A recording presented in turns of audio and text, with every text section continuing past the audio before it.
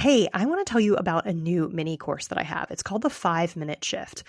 One of the most frequent questions that I get from people on social media and clients is, how do I stop feeling anxious? How do I stop feeling upset? How do I stop feeling angry at my spouse? How do I stop feeling a certain way and get to something that feels better? This mini course is to answer that question. It's a 30-minute video. You get a cheat sheet and the slides, plus a Q&A and a why this works video. But really all you need is the 30-minute video, the how-to. It's a process I use every single day, multiple times a day. I have clients who use it and have experienced huge changes in their life. And if you practice this method over and over again, I promise you'll be able to shift any emotion in around 90 seconds to about 5 minutes. So if you're somebody who feels like you get stuck in emotions, you stew in emotions, you spiral in them, and you really wish that you could get out of them and it didn't involve scrolling or eating or shopping or any of that, this is for you. It's $29. There's a link in the show notes, and I hope you enjoy it.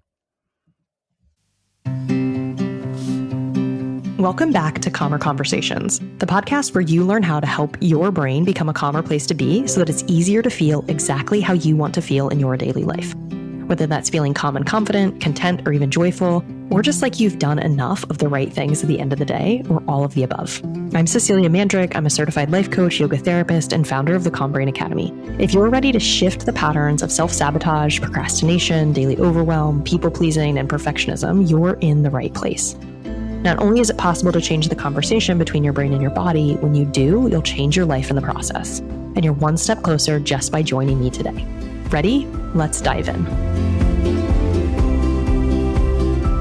Hey, and welcome to Calmer Conversations. I'm Cecilia, your host. Today, let's talk about the difference between perfectionism and progress and how to work with your brain when it wants to go into that perfectionist mode and it keeps you essentially from making progress.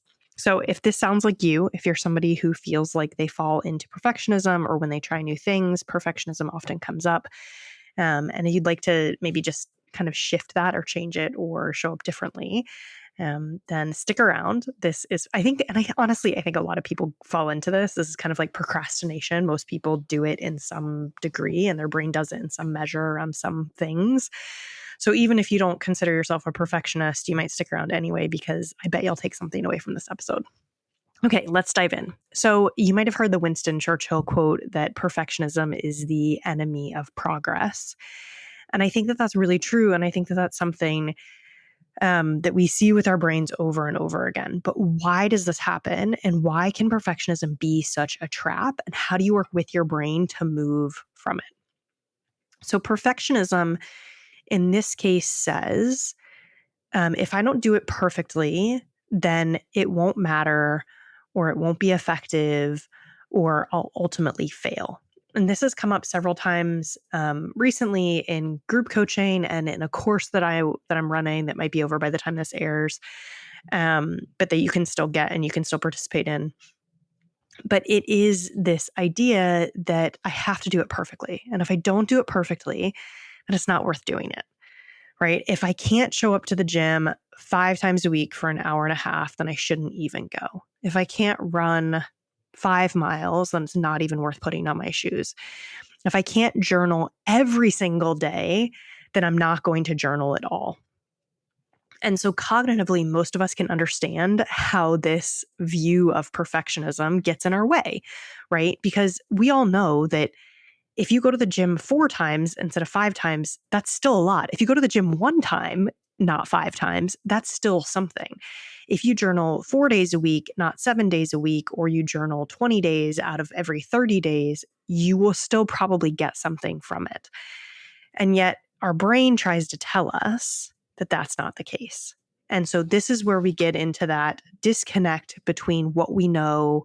And this is a whole nother episode, I think, on its own. As I was writing out the notes for this, I was thinking of it.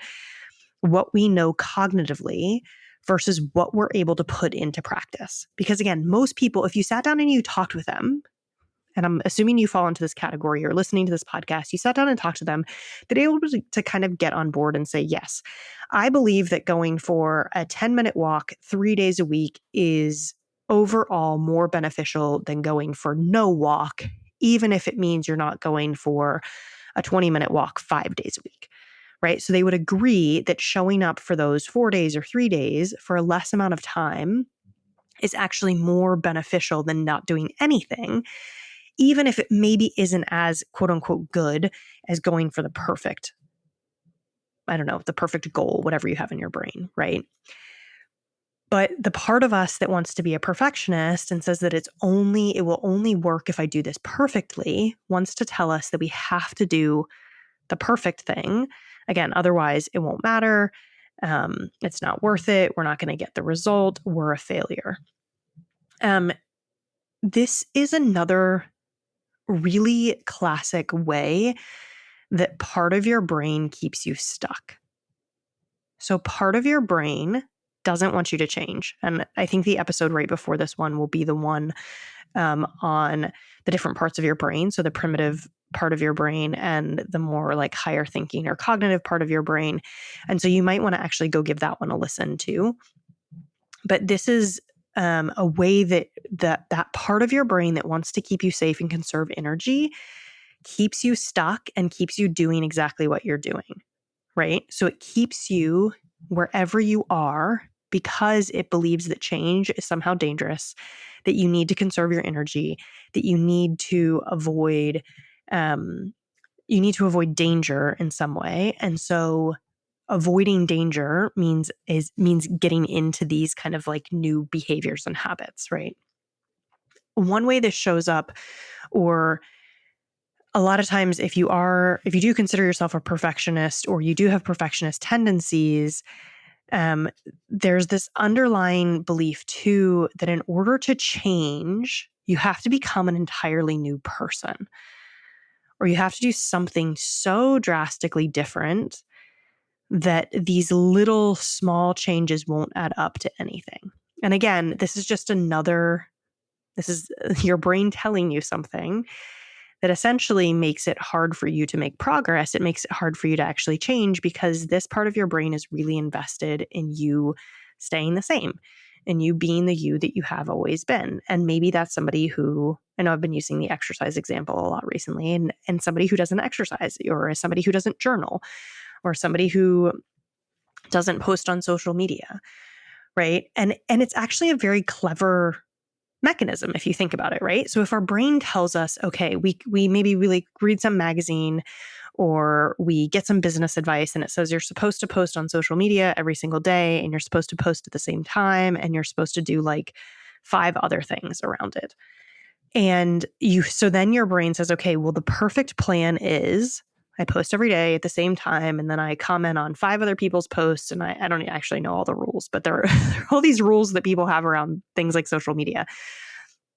And if you think you can't do that, or if it seems really outlandish, you might not even try, right? Like, oh, that feels too hard, so I'm not even going to do that.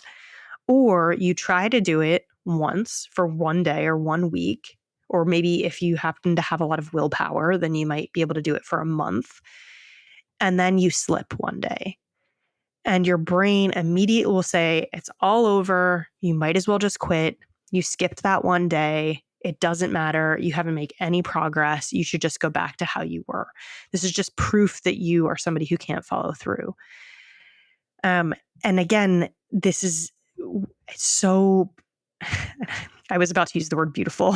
It just maybe just like how my brain thinks of it from a coaching perspective. What a beautiful way for your brain to keep you safe, right? What a beautiful way for your brain to keep you exactly as you have been and exactly as you are. But once you're onto it, once you can recognize this, you can say, okay, I recognize that my brain is trying to keep me from making progress. Or if you don't want to say making progress, my brain is trying to keep me from changing into somebody new, from doing something differently. And I get that. I understand. I'm onto it. I understand what it's doing. But now I'm going to check in with myself. And here's the check-in. The check-in is asking yourself, why do I want to make this change? Right? Why is doing this thing important to me? And I think this is a really, really important step to take because very often we have kind of superficial goals in that there's something we think we should be doing. So society has told us that it should be a goal, or our parents have told us it should be a goal, or our friends have it as a goal. And so we haven't connected with our own why behind it. And in order to work with the different parts of your brain, if you listen to the last episode, you know that you have to treat part of your brain like a little bit like a toddler, right? Which is, again, probably a whole nother episode, but you have to treat your brain a little bit like a toddler and help it through some of these things. Understanding your own cognitive why for why you would do something challenging or difficult is really important for making that change. So, for instance, if we're going back to the working out, for instance, your brain wants to tell you, well, you didn't go on 5 runs this week, or you didn't go to 5 exercise classes or whatever, and so you're a failure, you should just quit. We can pause and we can hold ourselves there and we can say cognitively, we can ask, is that true? Is it true that it didn't matter, that those other 4 classes don't count because I didn't go to the 5th? And if we've regulated our nervous system in that moment, most of us can really truthfully answer, no, that's not true. Even the 1 class I went to mattered. Or even the fact that I drove to the gym and thought about going to a class matters, because that's me living into my future self and becoming that future self, which is somebody who regularly moves their body and exercises. So you can ask that, right? We can engage with the perfectionist. Actually, here, this is actually how I want to frame this. If you remember a couple episodes ago, and this is just really a tenet of all of the things that I present, but that your brain generally is not telling you the truth. And it's certainly not telling you the truth with a capital T. It is telling you its most practiced version, its most practiced story to keep you safe and conserve energy and keep you exactly where you are. And so when your brain tells you this doesn't matter, it's not true. And you can engage with the part of your brain that says that. And you can do it really gently and compassionately. You don't have to judge yourself for doing this, right? And in fact, I would encourage you not to judge yourself, because that will just bring up more resistance in your nervous system and you'll just stay even more stuck. But you can recognize, my perfectionist brain is stepping in here. And now I'm going to engage with it. Now I'm going to pause. And so the first engagement might be to ask, is it true that it doesn't matter? If I have been journaling for 20 days and skip the 21st, is it true that those 20 days don't matter or aren't moving me towards who I want to be and where I want to be? Is it true that doing something perfectly is necessary to get the benefit from it?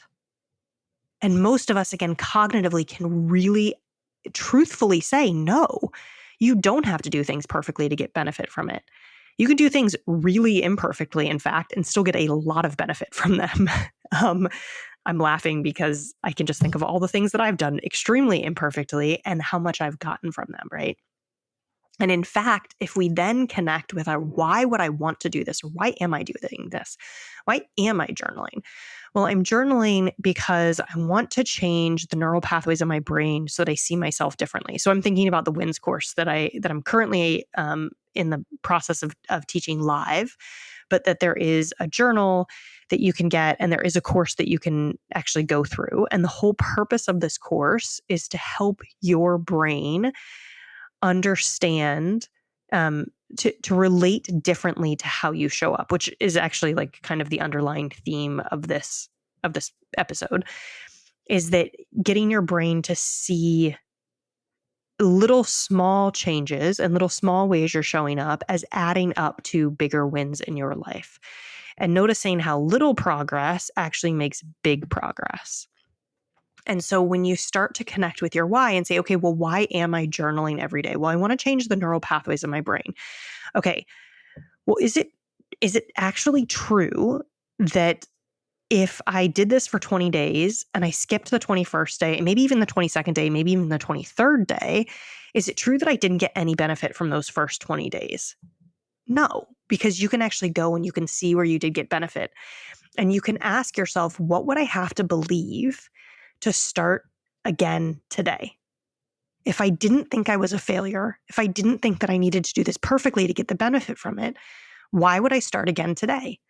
Why would I not make this into a big deal in my brain? And I would just say, it's okay. I skipped a week of exercise. No big deal. I can go to the gym again tomorrow. And I can continue to get benefit from it by re-engaging with the attitude of I'm here to make progress and I'm here to live into the version of me who does show up to move their body, who does take time to reflect every day by journaling, who does engage with their brain to understand the thoughts and the nervous system states that are there so that I can shift and change them. That's what I'm trying to do. And I don't do that by being perfect. I do that by being consistent, by being, and not perfectly consistent. I hesitated on using that word because I think sometimes then we just turn that into perfection. But by coming back, by having the courage to come back to something over and over again, and the courage to not beat myself up. And so this actually showed up I think it was in the WINS course last week when we had a live session, is that our brain isn't afraid of failure. In fact, our brain is very used to failure, quote unquote failure, which means that like you skipped a day of journaling, right? Our brain is afraid of how we're going to make ourselves feel when we fail or make a mistake. So our brain is afraid of being beat up, which is like if we go back to your brain is keeping you safe, your brain is keeping you safe from yourself because at some point you haven't done something perfectly and maybe you or somebody else used it as an excuse to be mean to you, to shame you, to say something rude or unpleasant to you. And so you can make the decision now that says that I actually am really interested in the progress trajectory. I'm interested in moving forward. And I know that there are going to be some hard things here and this is a whole nother episode too, where we have a couple going on here. I'm going to go through the like valley of despair or the river of misery. Things are likely going to get hard, but I've connected with my own why around this, why I want to make these changes, why this is important to me. And so I'm committed to doing this imperfectly. And I'm committed to reminding myself regularly that it's not the perfection that gets the change. It's the showing up and having the courage to show up, even when I've quote unquote failed or missed a day or only did it for 5 minutes instead of 45 minutes the day before. And if I continue to do this, what I end up doing is I train my nervous system to feel safe in the trying. I train my brain with new neural pathways to become the person who continues to show up. And I also commit and retrain my brain to saying, I will not beat myself up when things don't go exactly as planned. Because honestly, like nothing ever is going to go exactly as planned, right? Like we live human lives. You probably have a job or you have kids or you have a partner or you just live in the world and like things are going to happen. You're going to get sick or something's going to come up and you're going to skip a day and that's okay. The problem isn't the skipping the day. The problem is beating yourself up for skipping the day and then buying into the belief that nothing matters because you did something imperfectly. And again, there's this other thing that's usually happening with the perfectionist, the kind of like perfectionist fantasy around these things is that if I do something perfectly, I will become a new person. And then I will suddenly be worthy, good, I don't know, amazing, lovable, whatever it is in your own brain, right? We all have our own words, acceptable. We all have our own words around this. But that's what our brain actually thinks. So I used to, if you've come to any of my workshops, you know that I used to make like the Sunday plan for the week. And it was my fantasy of what I was going to do that week to become a new person, to be perfect so that I was lovable and worthy. And it would be it would be essentially like 48 hours of activity for every 24 hours that I needed to do this way. And I needed to eat this kind of food and do this kind of exercise and journal and blah, blah, blah, blah, blah, blah, blah. And then I would be perfect, right? I needed to change into this new human being. And the second I couldn't do that perfectly, which was usually like Monday or Tuesday, but sometimes it was later, then I would feel really down on myself and I'd feel a lot of shame and embarrassment and I'd feel really guilty. And then next Sunday would come and I'd get really excited because I could make a whole new plan. And I think this is the week that I'm going to be a new person. You can make changes, right? Like the whole point of this podcast is to help you make changes, but you don't need to become a new person. What you need to do is work with your brain exactly where it is and make space for the part of you that feels like it needs to be perfect to make changes, change those thoughts, and continuously work on showing up for yourself in the most human, imperfect way that you will do it, because that's, again, how we are as people. Okay, so when your brain says, if I don't do it perfectly, it doesn't matter, you can say, I hear you. I hear what you're saying, and I know what you're doing. I know you're trying to keep me safe. And I promise I'm not going to beat you up anymore. I promise I'm not going to hold it over your head that you didn't do this perfectly. And I can connect to my why. And I do believe that showing up imperfectly will get me further than trying to be perfect all the time. And I will use whatever this is as a way to start to untie these knots in my brain and change how I'm showing up so that I can start to live into the person who I actually want to be, which is a perfectly imperfect human, right? I believe in your capacity to do this, right? You're just essentially saying, like, I can be somebody who values reflection or daily movement or whatever it is, and I can do it in a way that honors my humanity, because I want to keep showing up for the long haul for myself. Okay, so if you struggle with perfectionism and you'd like to be making more progress, I hope that this was helpful. Again, knowing that perfectionism is just a habit your brain is in, and it's another habit that's trying to keep you safe, I think is really helpful, right? Just to know there's nothing wrong with me. Nothing has gone wrong. My brain is trying to help me. It's just doing it in a kind of weird way. And now that I know that it's doing it and it's in this habit, I can engage with it. I can have the conversation with myself around this so that I can shift the perfectionist tendencies. And then I can start making the progress that I want to make. And I commit to seeing that progress. This is the principle of the WINS course, right? I commit to seeing that progress each day and acknowledging it to myself and saying I did this imperfectly and I can keep doing it again tomorrow. Thank you so much for joining this week.